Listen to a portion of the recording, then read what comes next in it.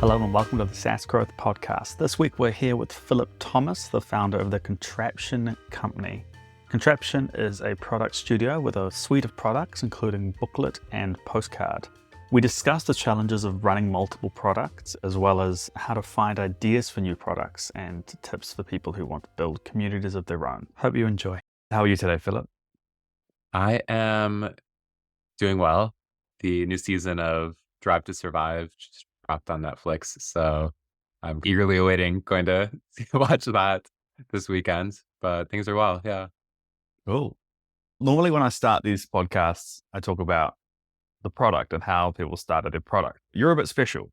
You've got a single person agency which has several products. So I think we'll start on that. So how did you decide to start an agency and create a suite of products? Yeah, absolutely. So I call it a product studio. And product studios, I think, are somewhere unique, and a lot of people are experimenting with what it means. To me, it's not an agency because it's not trying to focus on client work. It's not a startup because it's not trying to raise a bunch of venture capital for one product. And it's not a venture studio because it's not trying to spin out products to be separate companies. I see a product studio as a company independent of its products. In some ways, it is a product in and of itself, the company.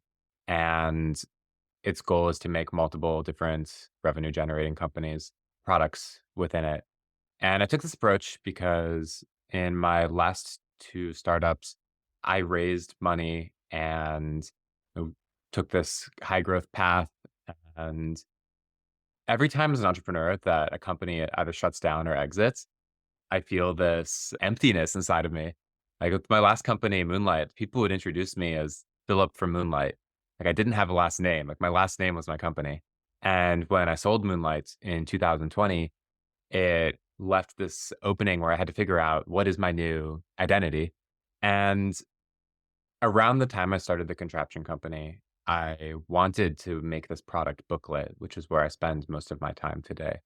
But I made this decision that the company wouldn't be like eponymously named after the product, that I wanted the company to be able to exist even if the product didn't succeed. Because I think that we as entrepreneurs put so much personal identity into our businesses that I didn't feel comfortable pouring my entire identity into an idea stage product yet. And that is part of this philosophy I have with the Contraption Company of dependability. I suffer every time a product I love shuts down. I had a banking app I loved last year and they shut it down. And that was disruptive to my life and my day to day. And that happens all the time with products and technology. The system of failing fast and accepting failure means that people tend to fall in love with products that go away. And so I wanted to be able to structure my company in a way where I would continue to operate products even if they weren't successful. So that's successes means different things, but to me, I say I'll continue to operate products as long as they have paying customers.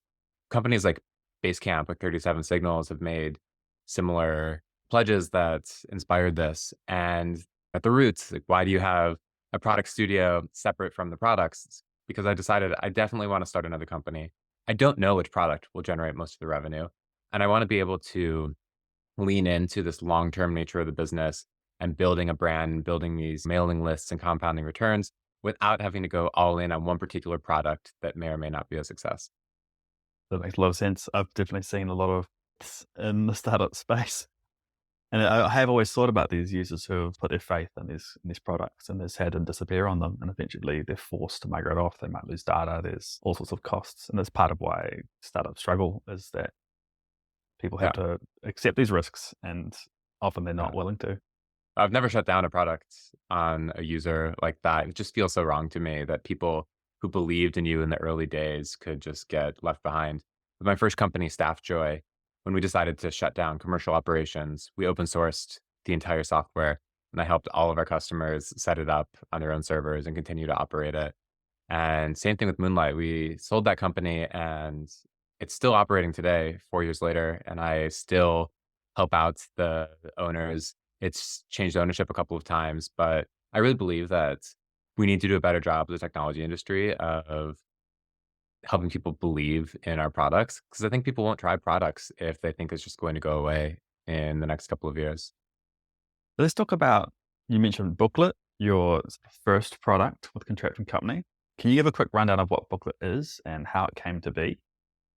Booklet was not actually the first product for the Contraption Company. I Oh, my bad. No, it's good. It's the first product I released was called Postcard, which was a desire for me to delete all of my social media and control my digital identity on my own website. And Postcard was a personal website, can host it on your own domain. It has this newsletter, and it feels like you take a Facebook profile and just turn it into a website you own. And I had been thinking about booklets when I started Postcard. And as this indie maker, I felt like my inclination was to try to build something that I thought could get to market faster and be easier to sell. And that's why I started building this personal website builder, Postcard. And what I've realized over time is that thinking big is really important. So I originally shied away from working on this booklet idea in the early days because I thought I should have something easier that I can focus on selling. And Postcard has paying customers and is doing decently, but it's not experiencing that like hockey stick growth like a traditional SaaS company. And so I've returned to working most of the time on Booklet. And so the idea behind Booklet is it's an asynchronous community platform as an alternative to chat. I hate Slack and Discord so much. I, in previous companies, have just felt like my job was following a news feed of Slack messages all day, every day. Previous roles, I've been in Slack workspaces with over 100 channels, and just keeping up with all of the messages is insane. And Discord is really good for real-time gaming when you need to talk about things in real time.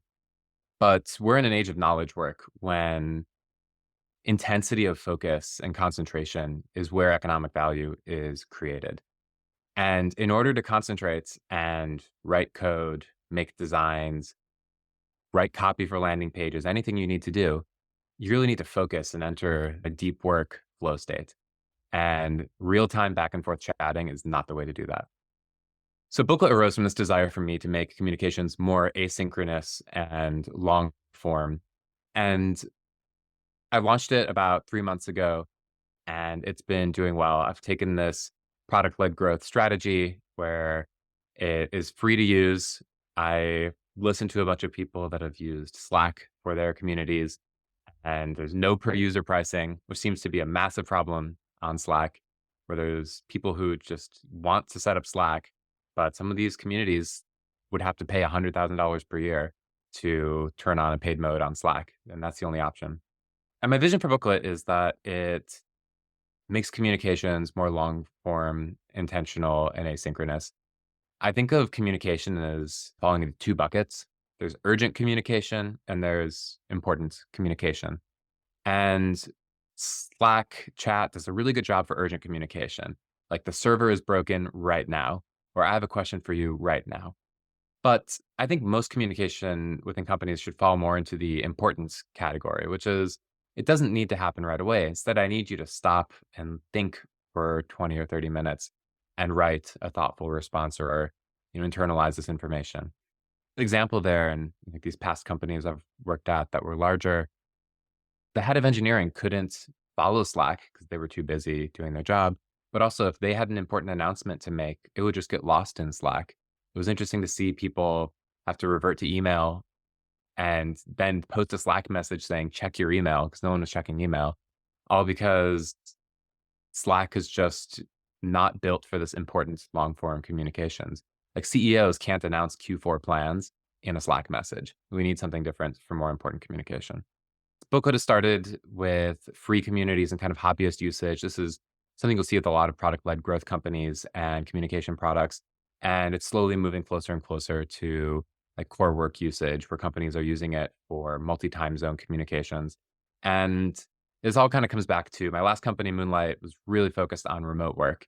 And I think the next horizon after remote work is asynchronous work.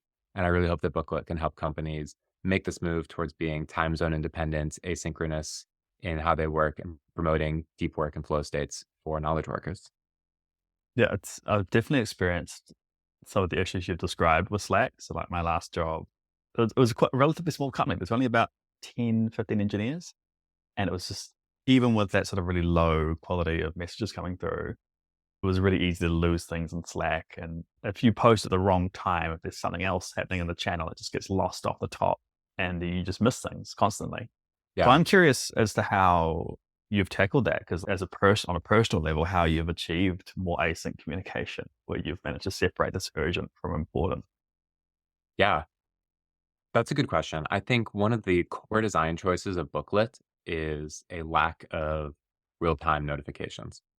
So the way it works by default is it has a newsletter and it takes all of the posts, all of the replies, and by default, it creates this email newsletter, uses a bunch of OpenAI technologies under the hood to make it happen.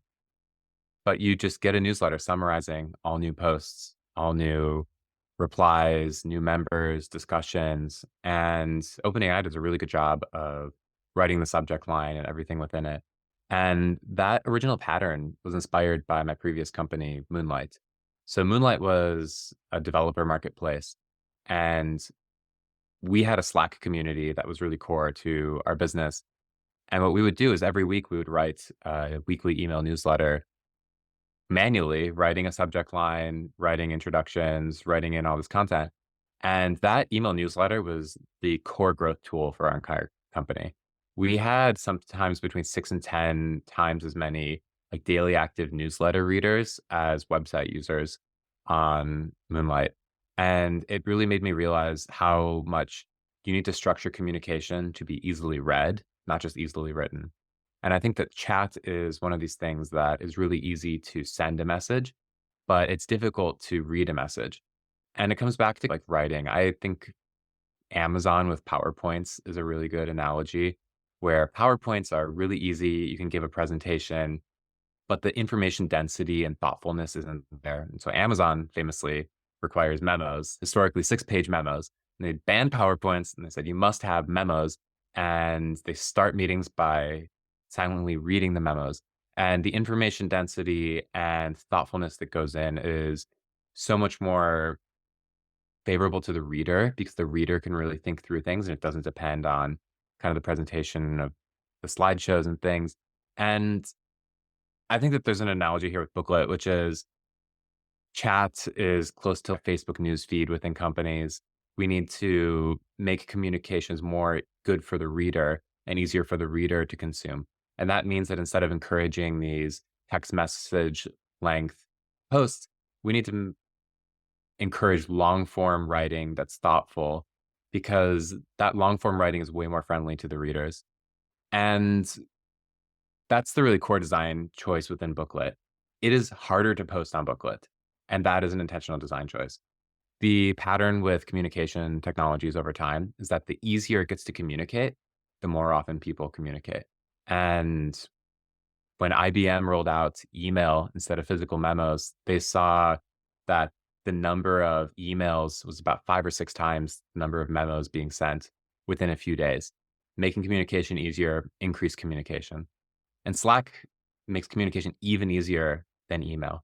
You see this when people send a thought spread out over multiple messages and think a little bit, send some fragments. And the result is that it's easy to send, but it's a terrible reading experience. It distracts the readers. And so making it harder to post, I think is okay. I think it's better to put more, to the writer have to be more intentional about their communications. And that's what I say is the kind of core booklet is it's a slow communication platform. Slowing things down makes it more intentional and it makes it easier to read. You've done quite a lot of work around these sort of community products then. So what do you think the value of building these communities is, especially for a business like yourself and people who need to manage these communities? I think that people crave connection. With remote work, there's been a decoupling of professional work communities and people's social lives. In the past, when you went to an office, you worked around other people, you had a meeting with some people, walking into the meeting, you were chatting about personal lives, you had lunch with people, you had structured time when you would maybe talk about professional development, you had unstructured time when you would go out for a coffee and kind of talk through problems. And in some ways, I think the community is a bit of decoupling of work and social. I think that it's not the entire replacement, but I think that the internet opens up this ability to connect with people who are like-minded. And so much of community, I think, is about people's identities in some ways. If we think about a Substack, if you subscribe to an industry Substack, call it like a product management Substack, you're not just trying to get a newspaper and read it. It's actually like a deeper fundamental change within you, which is I am a product manager. I am subscribing to this to learn about my industry and to connect with like minded people. And I think that everybody who has a subscription or membership business should realize that there's a deeper connection that people want to have. Like they don't just want to consume the content, they want to participate a little bit. And they may not want to participate all the time, right? This isn't necessarily group talk shows all the time, but you're creating this group of people who have shared interests and want to discuss things and help each other professionally because they're in similar stages in life, or they're finding people who are one stage ahead or one stage behind them and can offer, receive meaningful advice. And the flattening of the internet, it's much easier to find people in niche communities. I like coffee and fountain pens and things like that. And with the internet, I can connect with communities around that. And I think that this also has to do with an unbundling of social media.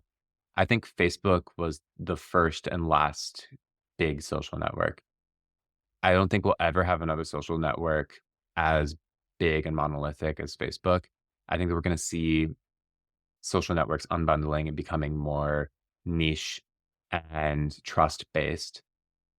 And this trend, I think, plays into that, which is in the past where you may have had a Facebook group for product managers or something like that.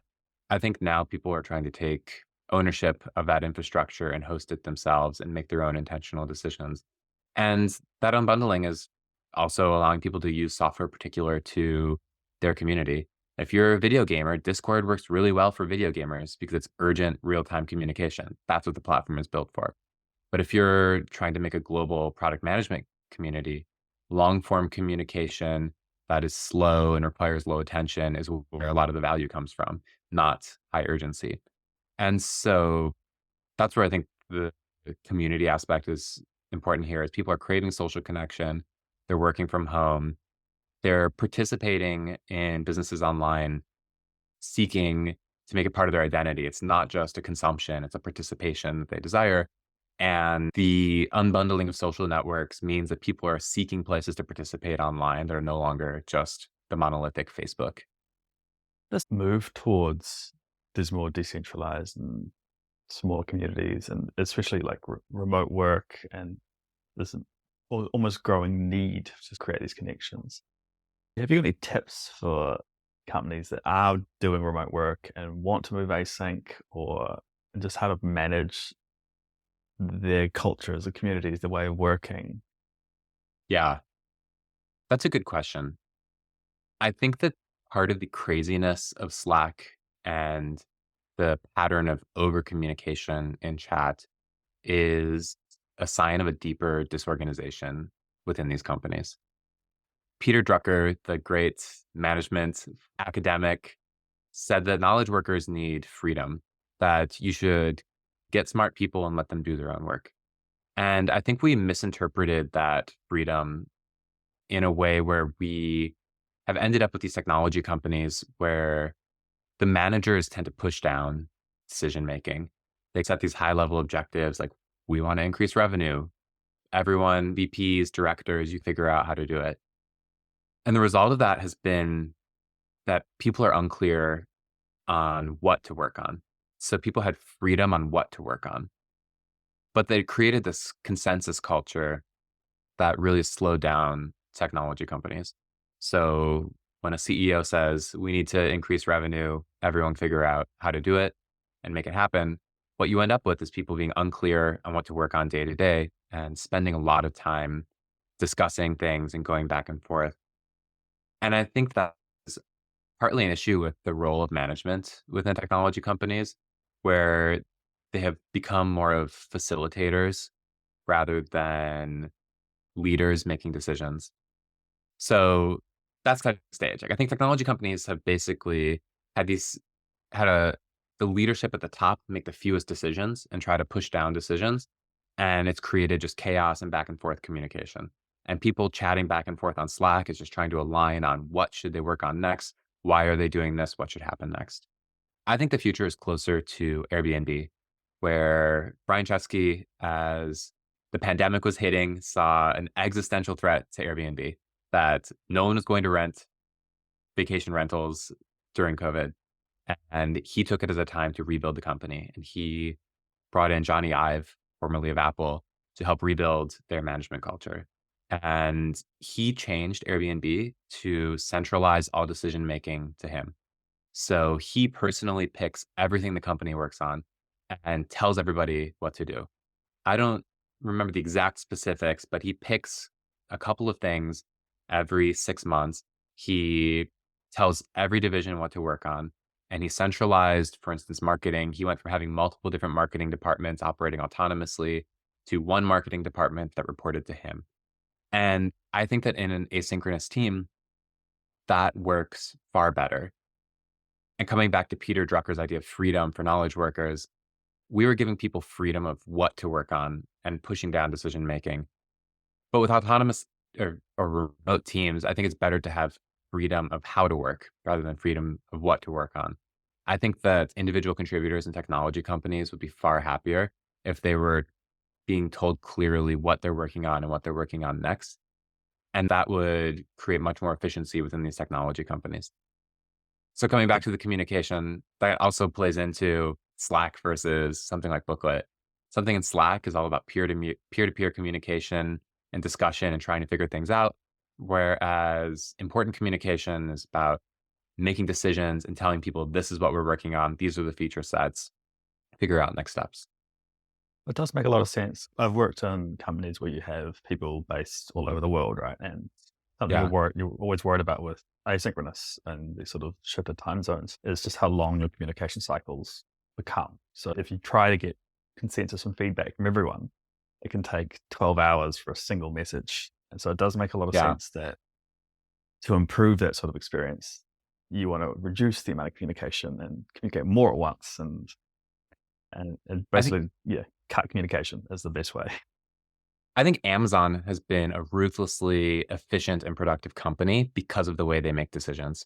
They have a policy internally called one yes instead of one no, which means all you need is one director to agree to something to then make it happen. It doesn't have to work its way up the decision chain. Whereas I've been at companies where I make a proposal, it goes to my manager, thinks about it, makes some revisions, and takes it to his manager, makes some revisions, thinks about it, takes it to their manager, and then eventually gets presented to the executive committee. And everyone in the executive committee hears the proposal, and you get a message from the CEO saying, looks great, excited to work on this. But one executive says, this is going to be hard for me. I don't want to do it. And the entire thing comes to a stop. And you spend weeks just trying to get that one executive on board. And that is inefficient decision making. And that does not work within remote teams. Amazon has figured out one way to do it. Airbnb has figured out one way to do it. But I think that making decisions quickly is the best way to speed up technology company progress right now. Looping back to the Contraption Company and your suite of products, how are you going about deciding what to work on next and whether it's worth adding a new product? I think the Contraption Company will get most of its revenue from one product. So in the future, if you come back in 10 years, I think there's a good chance I'll say, yeah, the Contraption Company is pretty much one product, but there are some other things floating around in the background. That being said, I do think it's really nice to have this flexibility to pursue different ideas. When you raise venture capital, you make this implicit promise to work on one thing and only one thing. And the fun of this product studio model is that I can kind of experiment. One example there is fractional. So FRCTNL, fractional.xyz is a community for part-time technology workers. And I built it to test Booklet, actually. So it's pretty similar to my last company, Moonlight. I was inspired by Moonlight and thinking, what would Moonlight look like if it was built in this year? And I said, oh, I want to try launching a community for part-time tech workers.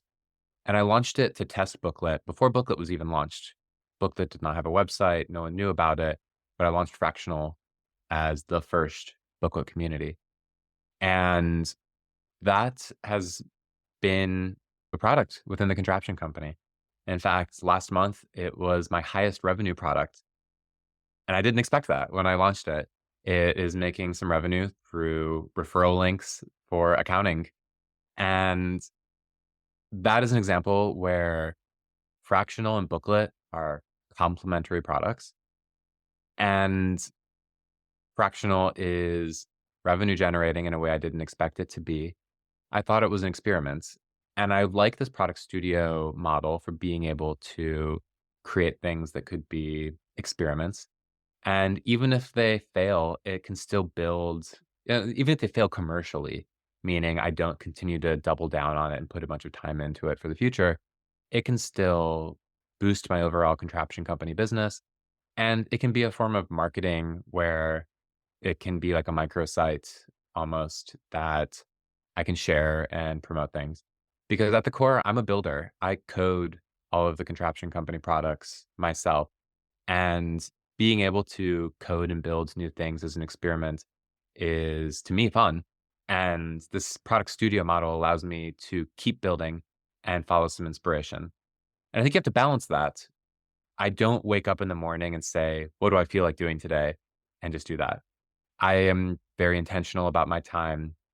I put a lot of time into planning and organizing and being intentional with where my efforts go. But I do also think that we need to, within work, have a mix of like focused and play time. I've been really enjoying the book that Ali Abdal just released about feel good productivity. And a lot of feel good productivity emphasizes the idea of play. And I think that sometimes companies can feel too serious, where your fun and exploration time needs to happen outside of the company. But I've built that ability to take a Sunday and just hack together on something fun and just play with it into the company. And I think that's what's really fun and special. Like Monday through Friday, I'm super serious, but on Saturday morning, if I want to make a community for friends or just a little microsite, I can. And I think that making sure that our companies don't feel like you can't have fun in them is important. And that's what the product studio enables me to do. I buy domains all the time. I come up with ideas all the time. And a lot of those ideas don't see the light of day. And that's okay. Because to me, it's a form of creativity and fun and play that doesn't cannibalize my day to day work. And I'm still ruthlessly focused on coding and booklet and some of these core projects. But my fun and exploratory time doesn't have to be outside of the company. It can be part of it. Yeah, I was going to say that something that sticks out to me is running a suite of products, even if they're small and relatively hands off, is that you do need to split your focus and how you manage that. But it sounds like the way you do that is you just have this very intentional, here's focusing on my products times and here's how I explore, here's when I explore new products. So it's Yeah. interesting to hear that you do have a lot of a graveyard of all these unreleased products. It's fairly typical of a builder, right? We all start stuff and then you do your 80%, you're like, I've had my fun. I don't want to do Yeah. the extra work. So yeah, I was going to say though, like, how do you envisage your time, especially as your suite of products grows and you start adding to it, especially because you're committed to never Yeah. discontinuing? That's a good question. I don't intend to grow the number of products linearly over time. I think that every product I build, I think it could be my last product I build within the contraption company. And I feel like that about Booklet right now, where I have nothing sequenced after Booklet right now. But perhaps someday I will, if it's not a commercial success and I feel like I've reached the end of the road on it, I'll move on to something else. And that kind of comes back to what I was saying earlier, which is I don't just work based on my daily inspiration or motivation. Like I'm very intentional about how I approach this business. And my intention is not necessarily to launch a lot of different products. That being said, the nature of software is that it has high upfront costs and low marginal costs. And it's closer to a book in some ways than like a manufactured product where so much of the work is upfront that maintaining it is there are costs associated with it, but it's pretty negligible. Like you can build some software and run it and not touch it for years, and it's still going to typically function. So answering your question, I don't intend to grow the number of products in Contraption Company, but I have the ability to do it where I treat every product as if it's my last product. But if it's not commercially successful, I also don't have to shut it down. And I still maintain this Contraption Company brand as a through line. Do you have any advice for other builders and other people like yourself who are just experimenting and creating several ideas at once, and how they might, just any tips for them in building businesses around their software? It really depends on the stage. But at the core of it, I think, is thinking big and not giving up when things get hard and setting up the systems so that you're able to do that. I think that coming up with something unique becomes much easier to market. Using my example of Postcard as a website builder versus Booklet as an entirely new asynchronous communication methodology. I think that thinking of something unique is harder, but it creates more opportunities for creativity because you can do more first principles thinking. If you create something that feels super familiar to people, they come in and say, "Oh, this looks like something I already know. I want you to build all of these things that already exist." And at that point, your ability to be very creative on it is lower. Your ability to differentiate is lower. I think that it's good to think of something that feels unique and new to you because you can differentiate the product, which will help its go to market. And the other piece of advice here is I talked about how I don't just follow my inspiration every day when I wake up. I don't wake up and say, what do I want to do today? And that's important because every project at some point, you realize it's harder than you thought it was going to be. Every software company, every business. I think if you read a lot of founder books too, by the time someone's writing a book or going on late stage podcasts, they're saying, I wish I didn't work as hard. I think that lifestyle is important. But if you rewind history, most people really had to work through significant challenges to make their businesses work. And I think that's the danger of kind of the indie product studio approach is that every product worth working on will get hard at some point, and you need to structure your expectations and the company so that you can continue working through those difficult products. And that's probably why the venture capital model works in some way, because you associate your identity really closely with one product. You raise money very specifically for one product, and you make it really painful to stop working on that one product, which pushes you through these periods of difficulty. And so perhaps my kind of message for people that are interested in making their own products is if things start to get really hard, it's normally worth pushing through. No really good business didn't encounter a hard point. Knowing when to stop is definitely a challenge. The other piece of recommendation here is work on the hardest things you can for your business. There's always going to be fluffy, easy things you can build. Should redo the password reset flow or make the settings page layout cleaner. But I definitely recommend, especially for early stage companies, focus on the hardest things. Building that feature that customers are asking for that you don't want to commit to, redoing the onboarding flows that are not working correctly, or completely rebuilding notification infrastructure, taking on an ambiguous project, push notifications or something like that. I want to look back to that idea of uniqueness and create a Yeah. unique company? Because I feel like this is an area that a lot of would-be founders or even early stage companies, they fall into traps here where they're trying to be almost too unique. Because there's obviously like a Yeah. balance between a completely new idea and difficulty of selling a new idea versus a more established idea people are familiar with and know the value of.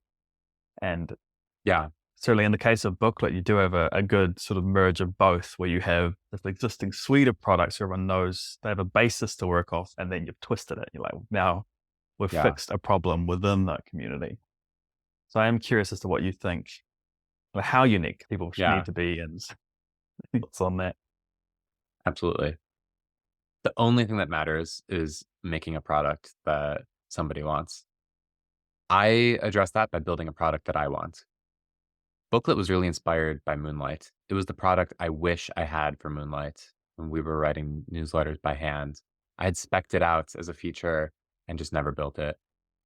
And my advice for these entrepreneurs is you have to be building a product for somebody. You create a unique product that nobody wants, that's not a good start. You need to build also something that people really intensely love. I think that building something that 1,000 people somewhat is far worse than building something that 10 people absolutely love. And that's a difficult thing to manage and navigate. But on the uniqueness front, it's a good sign if people use your product, really love it, and you're struggling to explain it to other people, because that means you're solving a problem and trying to explain how you're solving a problem in a new way. If you've stumbled upon a problem worth solving, you'll figure out how to navigate the marketing. But it's definitely a danger if you've created something unique and you're not solving a problem. So just always make sure you're coming back to, yeah, it's quirky, it might be unique, but at the core, is it solving a real problem? And as long as you can articulate that problem and the people who have that problem can understand it and use it, you can simplify over time. You don't get to the short marketing quickly. You start with long marketing. You start with a long Google Doc explaining the product. You shorten it to call that you have with someone and explain the product through a deck. And then from there, you get it shorter to an email where you explain things. And then from there, you get to the one line on the website that really articulates it. And I think that's a pattern I would recommend for products that are complex or unique is work on explaining it in a long form and progressively shorten over time. And as long as people understand the long form, then you can get better at explaining it with less attention. But you should be able to explain a complex or unique product given enough time from people. And that's the danger if you can't do it. If you have your ideal customer in front of you and 30 minutes to talk through, that means you might not be solving a problem that they have. But elevator pitches, website copy, that's all downstream of solving that problem. So I've run through what I want to talk about. Is there anything you want to look back on? Anything you want me to ask you? And we can talk about that. Any burning ideas that we haven't managed to bring out yet? So your background is in onboarding, things like that, Well, right? I'd love to get your opinion on what is the right level of onboarding, because with something like Booklet, I need to focus more on onboarding, right? I've focused a lot on product-led growth and making the experience really smooth after you have a community set up. And one of the things I'm not sure about is, do you think it's better to just drop people into the product and make it really easy to navigate? Or do you think some of these long multi-screen upload a list, do this, configure this flows are better? Like, how do you think that people should navigate picking between dropping into the product versus having a long setup flow? in an ideal world, people would just self-teach. So you would love to drop Mm, them in and have them work it out, because if people work it out for themselves, it sticks better and they remember it more, right? yeah, It's really the downside of these long form ones. And you've probably experienced in the past, you get like a user tour, you click through it and you might quickly read it and it's just in one or out the other. And that happens a lot yeah, because when people are in these apps, they don't actually care about the onboarding. They just want to get to the offering, the value, right? Onboarding can often get in the way of that. So what you really want to do is try and get them, trim your onboarding to the point where it's, here's what you wanted to do anyway. Let me help you do that. And if there's more they need to do, you guide them towards those areas. So this mix of like self-discovery and sort of pointing them where to go next. Yeah. But for the most part, like you definitely want to err on the side of that teaching themselves because it is more effective. But you also need help, right? I like to see a lot is you get in context links. So like knowledge bases are amazing. We just have this long form explanation of what the hell's going on, but you just have a link to it all over the place and through your application. So people, when they get stuck, they're like, okay, I don't understand this. And you go, I've actually got this explanation of exactly this right here. And yeah, that's really helpful for people because they care at that point. I feel like I see that developer-focused products put a ton of effort into documentation and knowledge bases, but I've noticed that a lot of super user products don't put as much effort in. Like Superhuman is a good example of a product that is power user focused. People know keyboard shortcuts and all of these things, but they don't have a lot of documentation. What do you think is the right level of documentation for early stage products? And are there benefits that people can expect, like SEO from them? Or do you think the really core benefit is really just rewarding these users who want to learn more about the product? Because I'm trying to decide how much effort to put into the booklet docs right now. I have them, and I'm not sure, should I go and record videos for every single feature and say, this is exactly how it works with a walkthrough, or just keeping it up to date with documentation? Screen cap's usually better. The issue with videos is that first off, you don't have SEO and it's not searchable and it's terrible as a reference. So if I want to go back to it later, I have to find the timestamp of the video for the bit I care about. So walkthroughs are great as like a high level, especially as marketing material. So something you might show on your website, be like, here's me doing this really easy flow or like this core flow. Yeah. So people get a sense of how hard it is. But for your actual documentation, do screen caps actually run through that way. I like that. In terms of whether or not the sort of super user side of things is a bit trickier because they're people who need to get really deeply ingrained in your product. And often with keyboard shortcuts, you just want to follow established standards as much as humanly possible. So people can, again, there's this discovery process, and then you'll often you'll usually see a guide to keyboard shortcuts somewhere. There'll be a page maybe that just lists all the shortcuts. But it's not the sort of thing you want to, because you can't enumerate them within your application because it's just, you use all your screen retail, like it's not important information. They're not trying to use this stuff. They're trying to achieve a task. Thanks. This is what I'm working on next. So it's useful to get your feedback. Thanks for coming today. It's been great chatting. Yeah, thanks for having me on. It was fun. That was Philip Thomas, the founder of the Contraption Company.